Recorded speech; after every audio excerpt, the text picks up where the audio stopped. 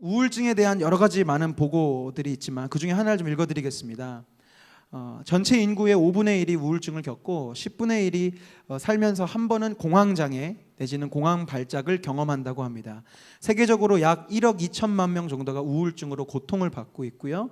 한 연구를 보면 전체 남성의, 우리 중에서도 전체 남성의 5.8%, 여성의 경우에는 9.5%가 인생을 살면서 그런 우울증과 비슷한 혹은 더 심한 그런 증상들을 경험합니다. 우울증이 이제 보통 자살로 이어지는 경우들이 있는데, 자살은 세계적으로 비명횡사, 갑작스러운 죽음, 어떤 자연적인 죽음이나 이렇게 뭐 병에 들어서 천천히 이렇게 죽음으로 가는 거 말고 갑작스럽게 죽는 죽음의 원인 중 가장 높은 비율이 바로 자살입니다. 전쟁 중에 사망하는 경우가 18.6%, 어떤 살인 사건에 의해서 사망하는 경우가 31.3%인데 비해 자살을 통해서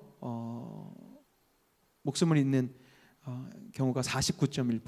그러니까 갑자기 죽는 죽음의 반이 다 자살이라는 것이죠. 자살이란 단어와 동시에 슬픔, 우울감, 낙심, 절망, 근심과 걱정, 굉장히 익숙한 단어들이시죠. 나에겐 새로우신 분 없죠? 전 그런 단어들하고는 별로 어울리지 않아요. 아닙니다. 그죠? 우리 모두가 사실은 지금 제가 이야기한 단어들 남의 일 같고 남에게 적용되는 개념 같지만 슬픔, 낙심, 절망 이런 것들은 굉장히 우리들과 잘 어울리는 단어들이죠. 왜 우리는 이렇게 우울할까? 왜 우리는 실은 우리를 기쁘게 할 많은 것들이 있음에도 불구하고 과거에 비하면 더 많아졌잖아요. 많은 오락들과 게임과 연예인들과 많은 인터넷 많이 있는데 우리는 점점 더 왜 더 우울해질까? 왜 슬퍼질까? 왜 슬픔에서부터 우리는 헤어나오지 못할까? 첫 번째 원인은 우리의 환경이 우울합니다. 과거에는 산천초목이 계절을 바꾸어가며 변화하고 생명력을 전달합니다. 이게 별거 아닌 것 같지만 옛날 사람들에게서는 눈앞에 보여지는 많은 자연 환경들이 사람이 우울해질 틈을 주지 않아요. 근데 요즘은 어떻습니까?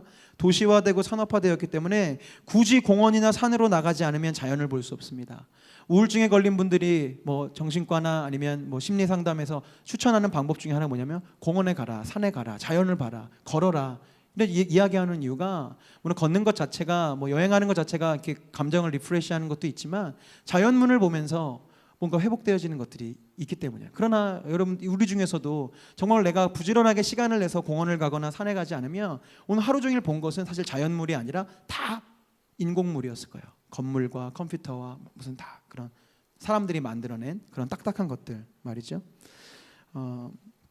1980년대에 한강의 기적이라고 해서 만들어낸 작품들이 있는데 그것이 무엇이냐면 압구정 현대아파트예요. 압구정 현대아파트. 혹시 거기서 살아보신 분 혹시 계세요? 근천 가보셨죠? 압구정? 조금 옛날에 여러분 좀 즐겁게 노실 때 압구정 가봤어요? 진기? 갔다고 치십시다. 오늘 저수 두윒 입고 왔네요. 지난주에 오신 분들은 알아요 무슨 말인지. 네, 압구정 현대아파트에서 아파트가 막 이제 아파트 문화가 발전되기 시작했는데 그때 나타난 증상 중에 하나가 뭐냐면 아주머니들이 자살하기 시작하는 겁니다. 특별히 어느 동 사람들이 자살하기 시작하면 한강을 바라보는 동. 거기가 제일 비쌌대요. 한강을 딱 볼 수 있는 리버뷰, 한강이 보이는 그 압구정 현대 아파트도 이 도로 쪽이 있고 강 쪽이 있는데 강 쪽에 있는 집이 집값도 높았어요. 왜냐하면 강을 바라볼 수 있어서. 그런데 거기서 자살하는 아줌마들이 늘어나는 거예요. 왜요? 물론 강은 자연물이긴 하지만 강은 계속 사시사철 조용히 같은 모습으로 계속 흘러가는 거죠. 그러면서 감정이입이 되는 겁니다. 이 아줌마들이 매일매일 반복되는 강남 아줌마의 일상들에 지치고 남편은 떠나고 자식들은 바쁘고 자기 혼자 집에 남아서 처음엔 좋았죠. 커피 마시면서 한강을 보는데 점점 우울해지는 거예요. 저 강처럼 그저 흘러가긴 하는데 뭐 변화 없는 게 내 처지 같구나. 그래서 많이들 자살을 했다고 제가 어느 우울증과 관련된 책에서 본 적이 있습니다. 그리고 여러분들도 이제 서울에서 직장 생활하신 분들은 뭐 매일 나가셔서 잘 이제 적응이 되셨는지 모르겠지만 저는 분당 사람이거든요. 그래서 서울을 아주 가끔씩 나갑니다. 물론 저희 교회가 수서에 위치하고 있지만 수서는 사실 서울이라고 할 수가 없죠. 예, 수서는 이게 서울과 성남이 붙어 있는 곳이기도 하고 좀 한가로운 분위기들이 있는데 사대문 안에 뭐 종로나 뭐 옛날 저희 학교 있었던 광화문 쪽에 가게 되면 정신이 없어요. 막 갔다 오면 몸이 지치고 마음이 짜증으로 가득합니다. 매연이 있죠. 부대 끼는 사람들이 있어요. 지하철, 버스, 또 차를 갖고 가면 차가 막히고, 또 그것만 있는 것이 아니라 서울 시내 한번 들어갔다 하면 쏟아지는 광고 이미지들이 제 마음을 공격해요. 말씀드렸잖아요. 그런 걸 보게 되면 사람의 마음이 건강해지는 게 아니라 상대적인 박탈감을 얻게 된다고요. 저 배우는 저렇게 잘생긴 거야. 그리고 특히 여름이 되니까 다들 벗기 시작합니다. 네. 왜 쟤네들은 몸이 저러지? 그리고 제가 차를 워낙 좋아하는데 오늘도 성령님이 저를 다스리지 않으면 저보다 젊은 사람들이 BMW를 몰고 가는 거 보면 그렇게 배가 아플 수가 없어요. 쟤네들은 도대체 무슨 능력이 있길래 저 나이에 저 차를 몰고 다닐까 생각이 들기도 하고, 마음속에 이렇게 불편과 짜증과 여러 소외감과 박탈감을 느끼고 들어온 환경이에요. 제가 뭐 우스갯소리처럼 얘기했지만 지금 여러분들이 살아가는 환경이 그러하다고요. 두 번째로 시대가 우울합니다. 우리 눈앞에 보이는 환경도, 환경적인 조건들도 우리를 계속 우울하게 만들지만 시대가 우울해요. 과거에는 매스미디어가 없었습니다. 무슨 말이냐? 다른 곳에서, 다른 지역에서, 다른 나라에서 일어나는 문제들에 대해서는 내가 알 길이 없습니다. 그저 내가 고민하고 혹여 내가 슬퍼할 문제들은 바로 지금 내 눈앞에서 펼쳐지는 문제들이에요. 그리고 대부분은 사실 내가 해결할 수 있는 문제들이죠.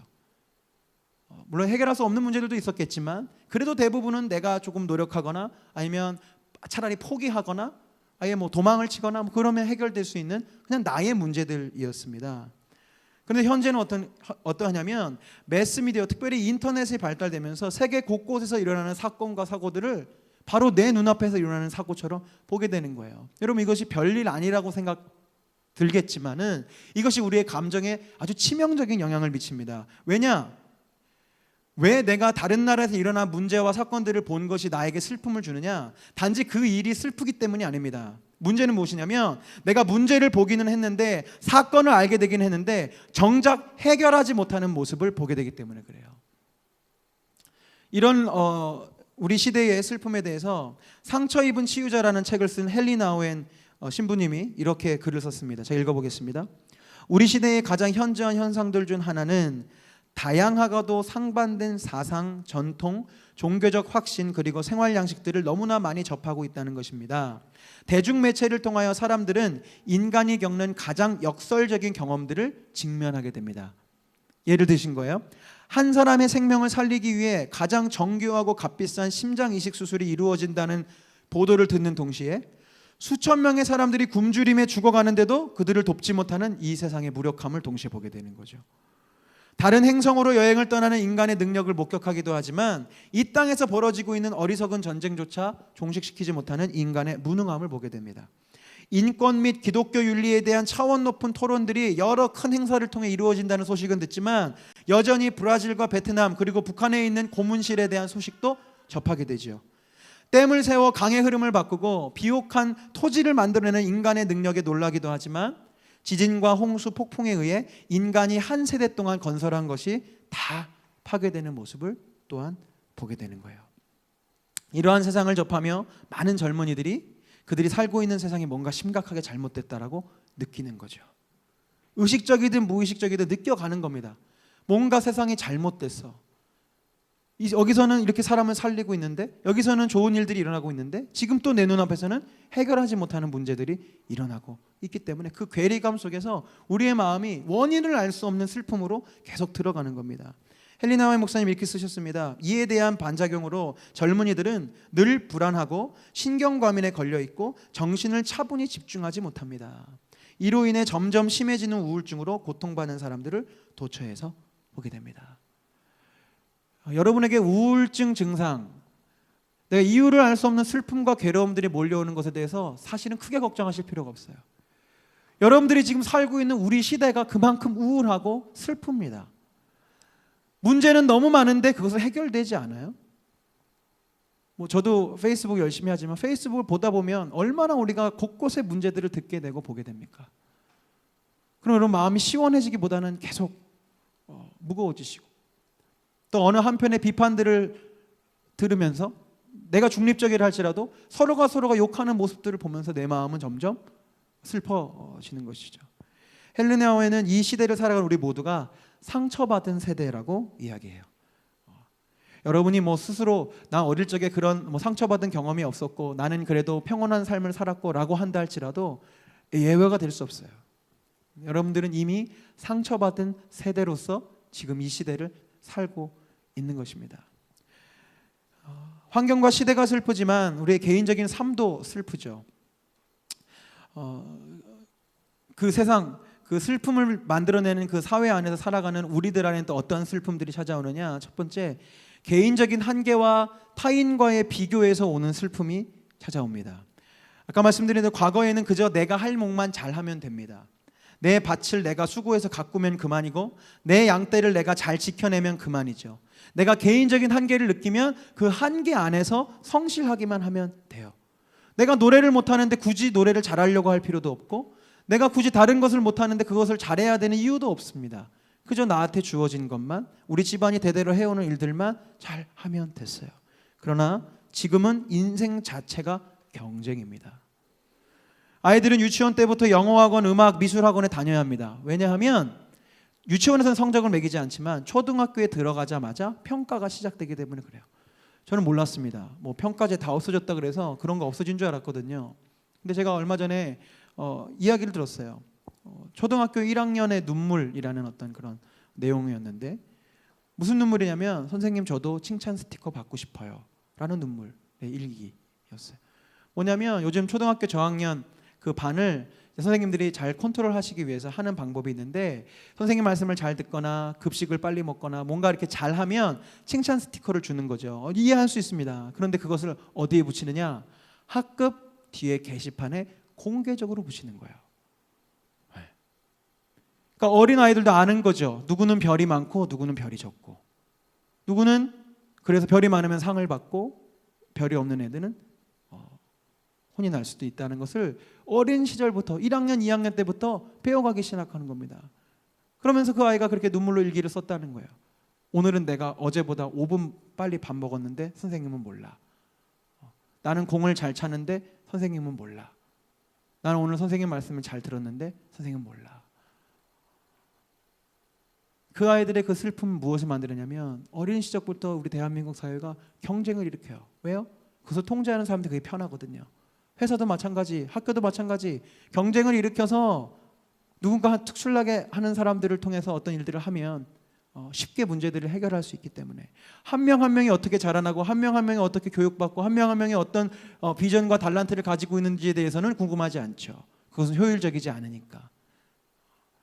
그런 세상을 우리는 지금 살고 있습니다. 그러니까 우리 스스로가 이제 말씀드릴 하나님 나라의 기준을 품지 않으면 자꾸 슬퍼지는 거예요. 왜? 자꾸 비교하게 되니까. 회사에서도, 일터에서도, 직장에서도, 심지어 가정에서조차 서로를 비교하게 됩니다. 또한 가정의 아픔으로 인한 슬픔들이 많습니다. 참 요즘에는 무너진 가정들이 많죠. 우리 오늘 결혼하시는데 정말 중요합니다. 웃을 일이 아니야. 사단이 예전부터 그랬지만 가정을 공격해요. 여기 중에 선생님들 몇 분 계실 텐데 아마 아실 겁니다. 조금 이렇게 상담을 해보면 문제가 있거나 어려움이 있거나 성경적인 어떤 어려움이 있는 친구들을 보면 부모님들이 어떤 문제를 갖고 있는 경우들이 있더라고요. 부모님이 이혼을 하셨다거나 아니면 심하게 다투신다거나 그런 것들이 아이들이 고스란히 그 상처를 받고 그것이 자기의 성격으로 드러나게 되어 있어요.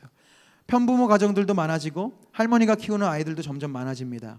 이혼율이 높아진다는 것은 결국 부모의 온전한 사랑을 받지 못하는 아이들의 비율도 높아진다는 거예요. 이 암울한 시대를 살아가는 어른들의 상처와 슬픔이 제대로 치유되지가 않으니까 그 상처에 대한 반작용이 고스란히 가정으로 넘어오는 겁니다. 가정 폭력이 일어나고요. 불륜으로 인한 가정이 파탄이 되고요. 또 부모들이 돈을 벌어야 한다는 이유로 아이들을 방치하게 됩니다. 그래서 점점 우리의 슬픔과 상처는 많아지는 거죠.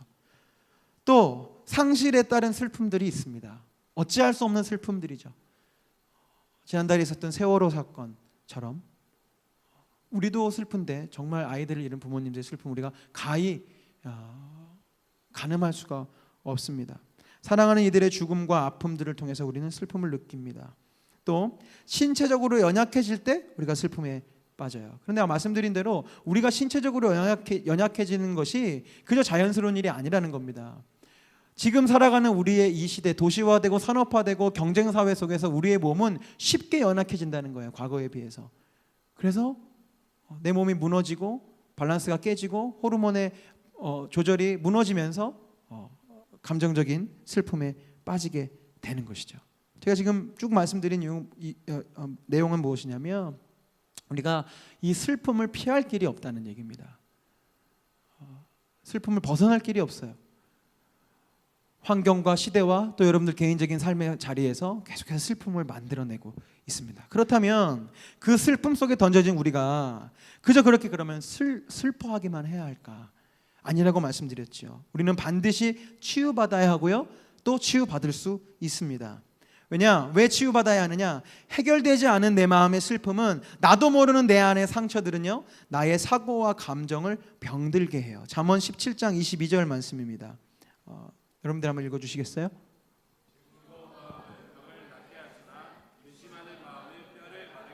네, 잠언의 말씀입니다. 즐거운 마음은 병을 낫게 하지만 근심하는 마음은 뼈를 마르게 하는 거예요. 그러니까 여러분의 마음이 여러분의 육체적인 건강을 만들어내는데요, 여러분 사실 잘 아실 필요 있습니다. 지금 잠언에서 나오는 이 마음이라는 것은요, 단지 우리의 감정만을 뜻하지 않아요. 우리의 영까지 포함합니다. 인간을 분석해 보면 육체적인 측면이 있고요, 정신적인 측면이 있고요, 정서적인 측면이 있고요, 마지막 영적인 측면이 있습니다.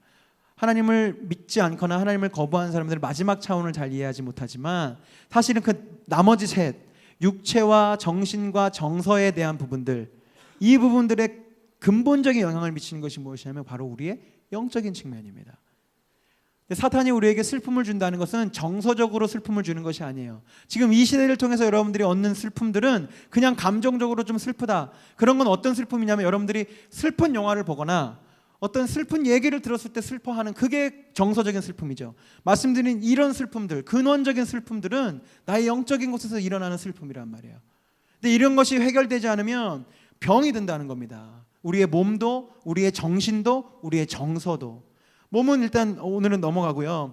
우리의 정신, 사고는 어떻게 병들어가느냐, 여러 가지가 있지만 제가 줄여왔어요. 첫 번째는 극단적인 사고방식에 빠질 수 있답니다. 이 슬픔이 해결되지 않으면. 슬픔이 해결되지 않은 사람은 주어진 상황에 대해서 자꾸 극단적인 평가를 내리게 돼요. 그래서 엄청난 열정으로 일을 시작했더라도 이내 근심을 주는 상황이 될 것 같으면 내 안에 나도 모르는 무의식 안에 이 슬픔이 자리 잡고 있으니까 더 슬퍼지고 싶지가 않으니까 포기해버리는 거예요. 나는 안 되는 사람이다. 나는 할 수 없는 사람이다. 하면 안 되겠다. 겁난다. 그래서 예전에도 말씀드렸던 것 같은데 리셋 증후군이라고 우리 세대들 갖고 있는데, 뭐냐면 연애를 하다가도 조금 괴롭고 힘들어지면 그냥 헤어지지 뭐 하고 헤어져요. 그 슬픔을 극복할 방법을 생각하지 않아요. 극단적으로 결정하는 겁니다. 회사도요, 그냥 그만두지 뭐. 관계 속에서도 그냥 잠수 타지 뭐. 그렇죠.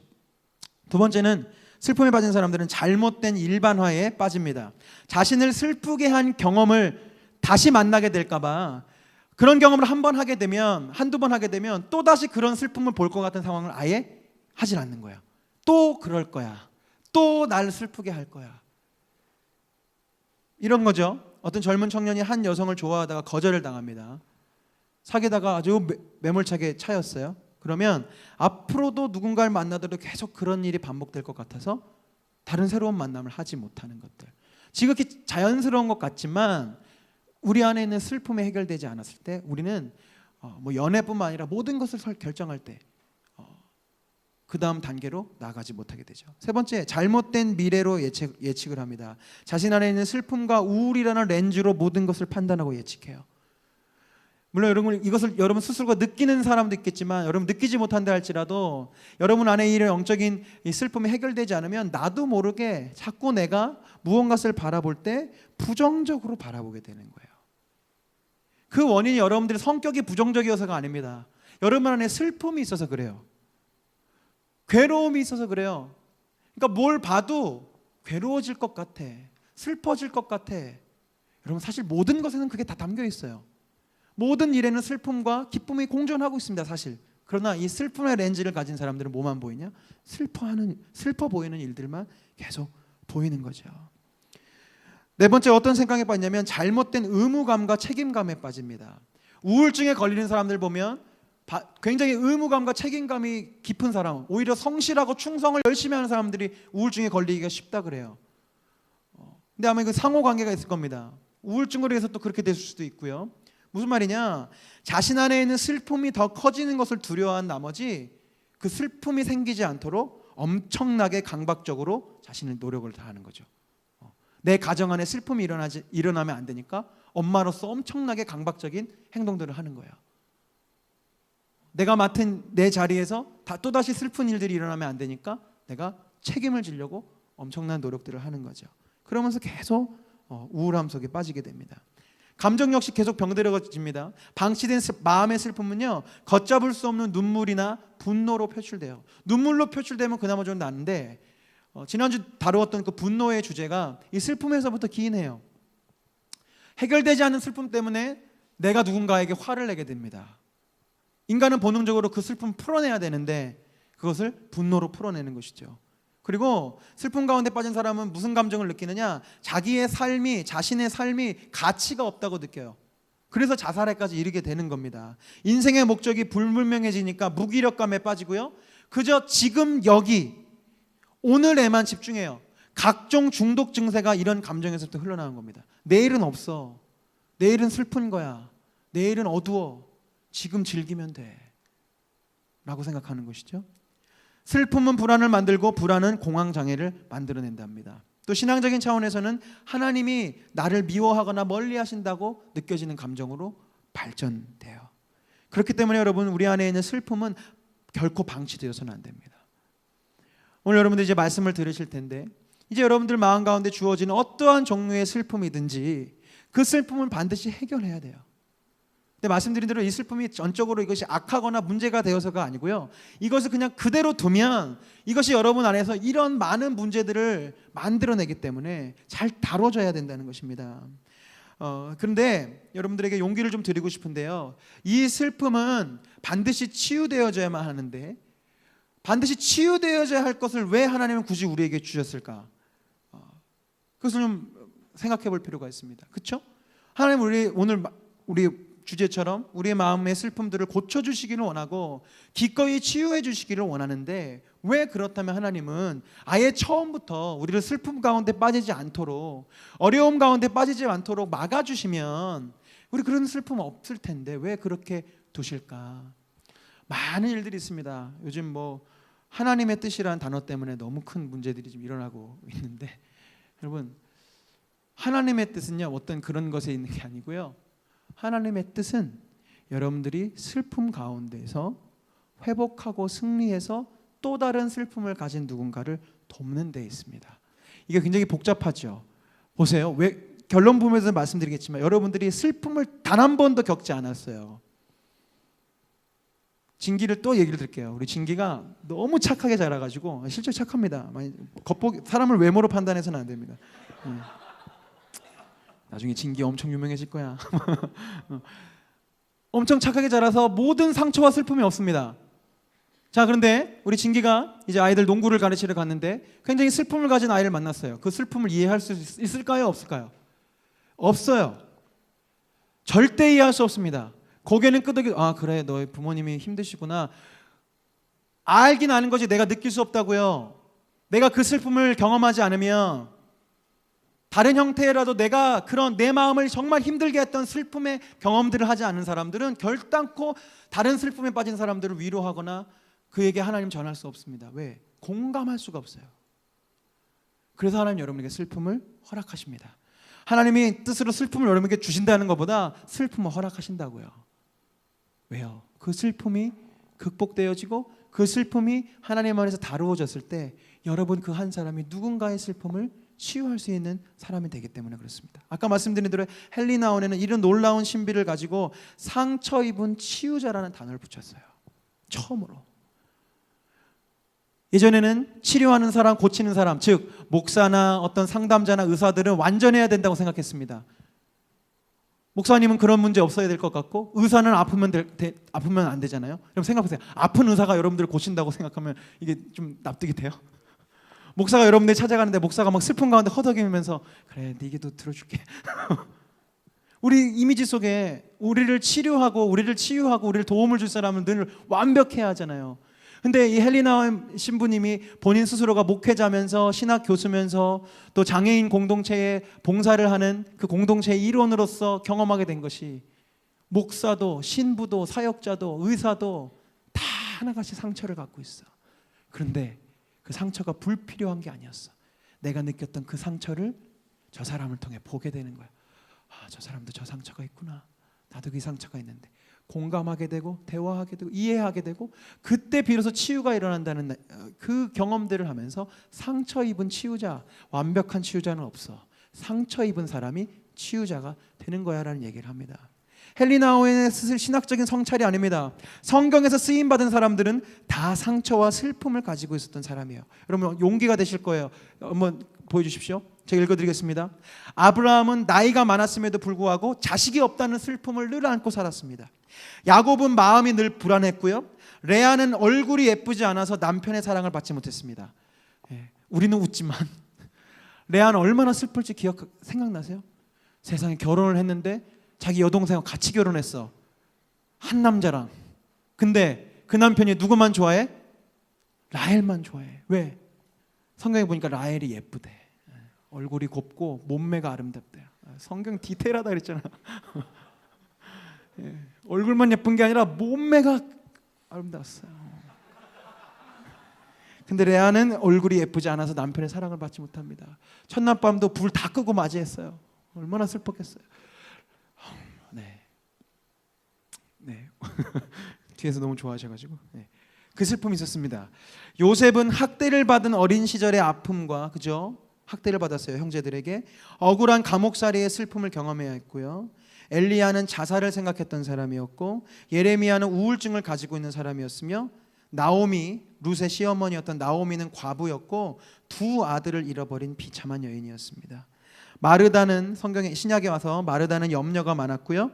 사마리아 여인은 몇 번이나 결혼에 실패한 사람이었고 그로 인해서 대인기피증이 있었던 여인이었습니다. 삭개오는 사람들이 손가락질하면서 괴물 취급했던 사람이었고요. 바울은 신실한 그리스도인들에게조차 정식 사도로 인정받지 못하는 무시받는 사역자였습니다. 지금 말씀드린 이 사람들 다 성경에서 하나님의 일을 감당하고 누군가를 사랑하면서 주님의 일들을 이뤄갔던 사람들 아니에요. 근데 보시다시피 다 하나같이 여러분들이 느껴왔던 그런 슬픔들, 자살하고 싶은 마음들, 우울증, 남편을 뺏긴 거, 자식을 잃고, 내가 열심히는 하는데 사람들에게 인정받지 못하는 거, 두렵고 떨리는 거, 그 슬픔들을 다 겪으면서 하나님의 일들을 감당했습니다. 왜요? 말씀드렸잖아요. 그것을 성령님이 다루실 때 그 아픔을 가진 그를 통해 비슷한 아픔과 또 다른 깊은 아픔들을 가진 사람들을 하나님이 치료하시기 때문에 그렇습니다. 다시 말씀드리지만 왜 상처 입은 자가 치유자가 될 수 있을까? 그것은 사랑은 공감이기 때문에 그렇습니다. 사랑은 함께 느끼는 거예요. 예수님은 아파하는 이들, 굶주리는 이들, 괴로워하는 이들을 바라보시며 함께 슬퍼하셨습니다. 그래서 예수님께서 그 몸을 움직이시면서 사랑하신 거예요. 예수님이 이 땅에 오신 이유 중 하나가 마음이 아픈 자들, 마음이 상한 자들을 고치시는 일이었습니다. 우리 이사야서 61장 1절 말씀입니다. 주 여호와의 영이 내게 내리셨으니 이는 여호와께서 내게 기름을 부으사 가난한 자에게 아름다운 소식을 전하게 하려 하심이라. 나를 보내사 마음이 상한 자를 고치며 포로된 자에게 자유를, 갇힌 자에게 노임을 선포하며. 아멘. 예수님이 이 땅에 왜 오셨다고요? 마음이 상한 자를 고치기 오셨습니다. 믿으십시오. 아멘. 예수님은 단지 여러분의 죄를 사하기 위해서 십자가만 지려고 오신 것이 아니라고 수없이 말씀드렸습니다. 그렇으면 예수님이 3년의 공생애를 하실 이유가 없죠. 세례 요한에게 세례를 받자마자 예루살렘에 들어가 십자가를 지시면 끝 아닙니까? 우리는 예수님을 자꾸 오해해요. 예수님 십자가를 지시기 위해서 오셨다. 맞습니다. 그러나 예수님 십자가만 지시려고 오신 것이 아니고요, 우리의 마음, 우리의 상한 마음을 고치기 위해 이 땅에 오셨다고요. 오늘 본문에서 예수님은 애통하는 자는 복이 있다고 말씀하셨습니다. 돌봄이라는 케어라는 단어 있죠. 케어. 돌봄이라는 이 케어라는 단어는 헬라어 카라에서 파생되었다고 하는데, 이 카라라는 단어의 뜻은, 잘 들으십시오, 카라, 돌봄이라는 이 카라라는 단어의 뜻은 슬퍼하다, 애통하다, 고난에 동참하다, 고통을 나누다라는 뜻을 갖고 있습니다.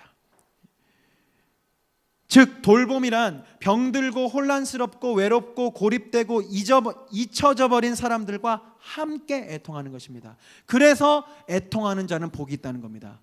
여러분, 단지 그냥 슬퍼하는 자, 슬픔 속에 허덕이는 자가 복이 있다는 것이 아니에요.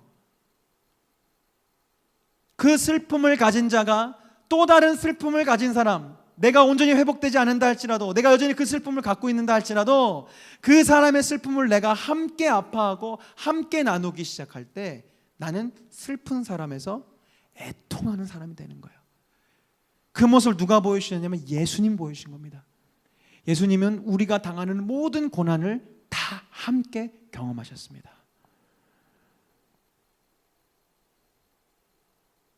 우리 예배팀 나와주세요. 원래 제가 설교를 구상할 때는 이제 그렇기 때문에 구체적으로 어떻게 우리가 상처 입은 치유자가 될 수 있는지, 성경적인 애통함과 돌봄과 사랑에 대해서 제가 설교하려고 했어요. 이제 여러분들이 어떻게 상처 입은 치유자가 되는지 제가 설명해 드리겠습니다라고 설교를 이렇게 짜려고 했는데, 주님이 제게 그렇게 하지 않았으면 하는 마음을 주셨습니다. 주님은 제게 아는 것으로는 치유될 수 없다, 아는 것으로는 상처 입은 치유자가 될 수 없다고 말씀을 하시는 거예요. 여러분이 아는 거 오늘 충분합니다. 다시 정리해 드릴게요. 우리는 슬픔 많은 세상에 살고 있고요, 그 세상 속에서 어항에 담긴 물고기처럼 그 슬픔을 피할 방법이 없습니다. 여러분들이 뭐 혼자 어디 저 깊은 산속에 들어가지 않고서는, 그래서 우리의 마음속에 여러 가지 슬픔들이 있는데 그 슬픔들을 그냥 가만히 놔두면, 그것을 이제 오늘 결론처럼 하나님 앞에서 잘 다뤄내지 않으면 나도 모르게 그 슬픔이 나의 몸을 망치고 생각을 망치고 나의 감정을 망쳐가기 시작하는 거예요. 무서울 정도로. 그렇기 때문에 우리는 그 슬픔을 회복해야 되는데, 왜 회복해야 하냐면 바로 슬픔을 가지고 치유되고 슬픔을 가지고 회복된 자들을 통해서 하나님은 애통하는 자의 일을 맡기시기를 원하기 때문에 그렇다라는 내용을 여러분에게 전달해 드렸어요. 그런데 제가 오늘 이 저녁에 여러분과 함께 경험하고 싶은 것은 무엇이냐? 지식이 아니고 정말 예수님을 경험했으면 좋겠습니다. 아멘. 오늘 이 밤에 앓음을 얻고 돌아가는 것이 아니고요, 우리의 슬픔의 좋은 치료자가 되시는 예수님을 만나고 돌아갔으면 좋겠어요. 그래서 오늘은 조금 깊이 기도했으면 좋겠습니다. 오늘 이 밤에 여러분의 상처 입은 그 마음에, 여러분의 그 슬픔 가득한 심령에 예수님께서 직접 치료자로 임하실 수 있도록 기도하십시오. 믿음을 갖고 기도하십시오. 믿으세요. 믿음은 보이지 않는 것을 바라는 거라 그랬습니다. 제가 충분히 설명드렸지 않습니까? 예수님이 이 땅에 오셨을 때 마음이 상한 자를 고치려고 오셨고요, 예수님이 부활 승천하시면서 우리를 버리고 가신 것이 아니라 우리 안에 보혜사 성령님을 다 선물로 주셨어요. 오늘 여러분 마음속에 계시는 그 성령님, 여러분 마음속에 그 집에 계신 성령님이 주인 되셔서 여러분들의 마음을 고치시기를 간절히 축원합니다. 기대하십시오. 주님께 주권을 내어드리십시오. 주님, 내 마음의 주인이 되어 주십시오. 나를 고쳐주십시오. 여러분 그냥 멍하니 계시지 마세요. 여러분 안에 있는 슬픔들을 주님 앞에 내어놓으세요. 예수님이 사마리아 여인을 만나실 때 아주 짓궂은 질문을 하십니다. 사마리아 여인의 슬픔이 뭐라 그랬어요? 결혼에 실패한 거였어요. 5번 결혼했는데 실패하고 지금 6번째 사는 남자는 자기 남편도 아닙니다. 바람을 폈거나 다른 여자의 남편과 바람을 폈거나 아니면 그냥 동거하고 있는 상황 중이에요. 동네 사람들이 다 손가락질했어요. 아, 더러운 여자, 저 결혼 제대로 못하는 여자. 그래서 한낮 12시에 아무도 우물가에 오지 않는 그 더운 그 시간에 혼자 물을 떨어온 여인이었습니다. 근데 그 사람이 예수님이 물어보세요. 여자여, 내 남편이 어디 있느냐? 뒤에 내용은 예수님 사실 다 알고 계시거든요. 근데 굳이 물어보세요. 여자여 네 남편이 어디 있느냐. 우리는 남의 일이니까 성경을 그렇게 보지만 여러분들이 그 여인이라고 보십시오. 얼마나 난감하고 얼마나 화가 나고 얼마나 슬펐겠습니까? 그것만은 내가 얘기하고 싶지 않았는데, 그것만은 내가 드러내고 싶지 않았는데 이 사람이 나한테 그걸 왜 물어보지? 이 여인이 우물쭈물하고 있으니까 예수님 말해요. 내가 안다. 너의 그 어려움을 내가 안다. 그러고서 그 여인이 예수님을 구세주로, 구원자로 만나요. 근데 이 대인기피증에서 이 여인이 예수님을 그전에 그냥 물 달라고 하던 유대 남자로 봤을 때는 안 변했는데 구원자와 구세주의 예수님을 보고 이 여인이 변화됐습니다. 그래서 물동이를 버려두고 마을로 들어가서 사람들에게 외치기 시작해요. 내가 구세주를 만났다. 내가 그리스도를 만났다. 여러분들도 와서 이 예수님의 말씀을 좀 들어보십시오. 그 마음의 상처가 예수님을 만나 치유되고 회복되니까 이 여자의 삶이 변화되어진 거예요. 더 이상 자신 안에 있는 슬픔이 슬픔되지 않는 거예요. 여전히 슬펐겠죠. 성경에는 그 여자가 그 이후에 결혼에 성공했다는 이야기 없으니까 여전히 슬플 겁니다. 여전히 그 연인에게 손가락씩 하는 사람이 있을 겁니다. 그러나 그 여인은 이제 그곳에 흔들리지 않아요. 왜요? 내가 구세주 예수를 만났기 때문에 이제 내 슬픔은 너의 슬픔을 이해하는 그 슬픔이 되었기 때문에. 그렇기 때문에 오늘 여러분들이 갖고 있는 정말로 얘기할 수 없었던 예수님에게조차 꺼내고 싶지 않았던 그 마음들, 그 슬픔들을 하나님 앞에 꺼내 놓으십시오. 주님이 여러분들을 고치실 겁니다. 아멘. 여러분들이 오늘 예수님을 만나면 여러분도 삶이 변화되어진 사마리아 여인이 될 수 있어요. 아까 우리가 찬양 처음 시작할 때 배웠던 찬양 오늘과 좀 고백하시면서 우리 자연스럽게 기도했으면 좋겠는데 오늘 좀 깊이 기도하십시다.